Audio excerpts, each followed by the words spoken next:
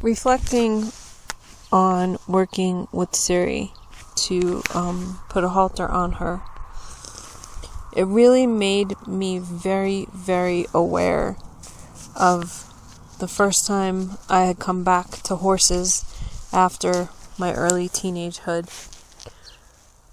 I was at a barn in New Rochelle, New York, and it had probably been a decade, honestly, since I've been around horses.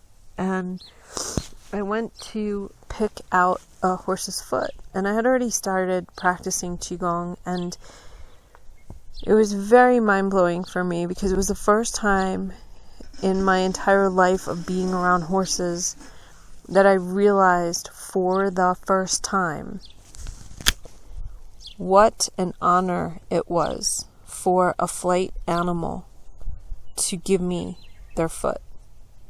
It wasn't a right, like I had thought in the way I had grown up and the way people had taught me about horses or horsemanship. I actually got to see from the horse's perspective what that was for them.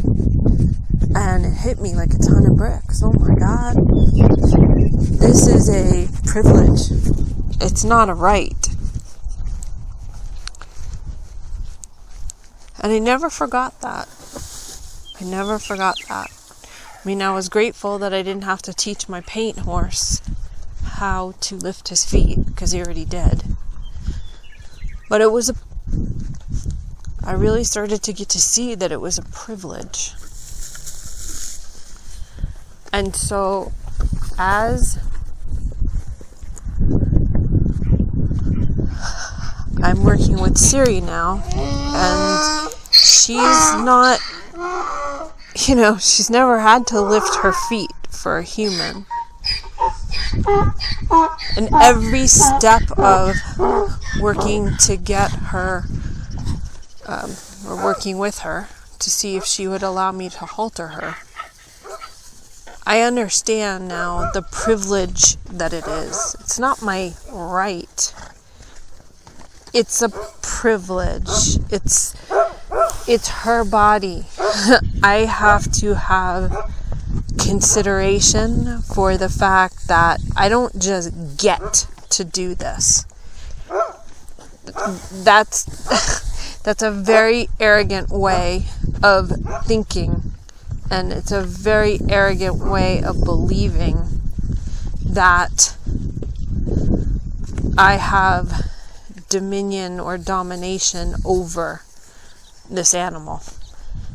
Yeah, we have become very, very distanced from remembering that our animal brothers and sisters have their own God-given rights and abilities, and that it is not for us to actually have ownership over them. It's to have guardianship.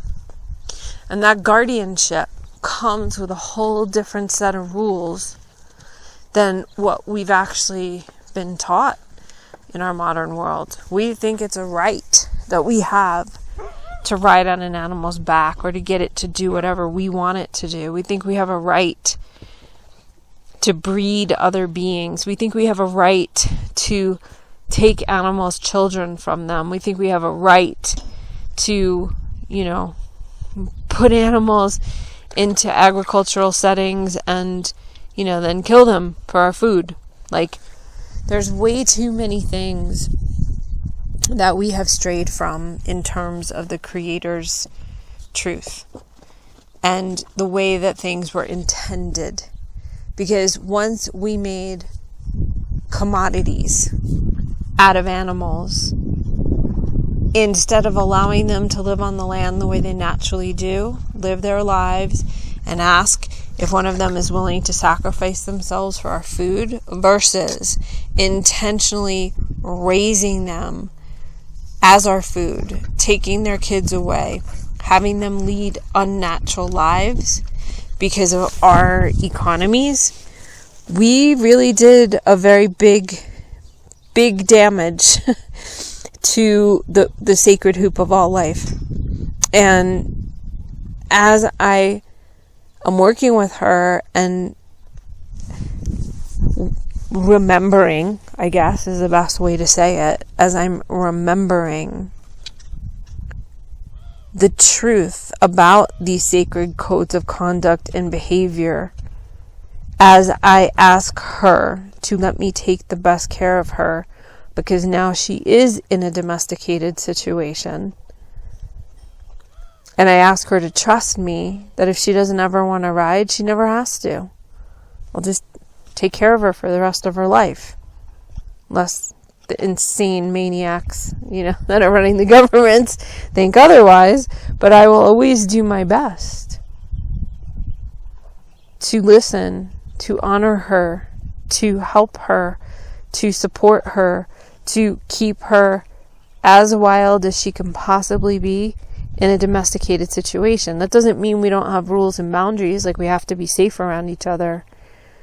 But working with her and understanding and being really conscious and really intentional and not blowing any aspect off about the fact of what I am actually doing here really, really surprised me. Like I said numerous times, this is not the way that I thought I would feel after this experience. And I don't even feel like there's a high, that I could have from this. Like, oh, that was so thrilling. It wasn't. It was heartbreaking, and it was trying, and it was a lot of patience, and a lot of having to face pretty much all of my own shit, honestly, because I wasn't willing to do this and put it on the horse. I needed to take full responsibility myself for all my thoughts, all my beliefs. I was about to give up a couple days ago and be like, forget it, like I can't do this. And again, it's not like I feel proud of myself like I thought I would, like, haha, I worked with this wild horse. But my God, have I learned so much from this girl. Have I remembered so much about my own domestication versus wild, about what we think and how we treat animals, what we believe that isn't even true, what we're actually asking when we domesticate them, when we say we own them, and how much we forget the truth of who they really are, and that they probably more than likely came here as teachers to help teach us about ourselves than us teaching them about obedience. I mean, let's get real here. Who's the one that really needs to remember the codes of conduct and behavior of the natural world? I don't think it's them. I think that they've got it pretty much all narrowed down. I think it's us who actually has to remember we're here to learn from the wild ones. Because as it is said in Native American legend, in the beginning, the Creator did not speak to the humans. The Creator spoke to the animals, and the animals taught the humans about the proper codes of conduct and behavior to live in peace and harmony and co-create heaven on Mother Earth with all the wild ones. So it is not them who has strayed. It is not them who have forgotten the codes of conduct and behavior of wild, which is actually, quite honestly, way more civilized than most people I know. But let us not forget, through technology and through all the distractions of materialism, let's not forget, we're not here to follow the fakeness of man's law. We're here to remember the codes of conduct and behavior of the Creator's law and live in balance and harmony with all life.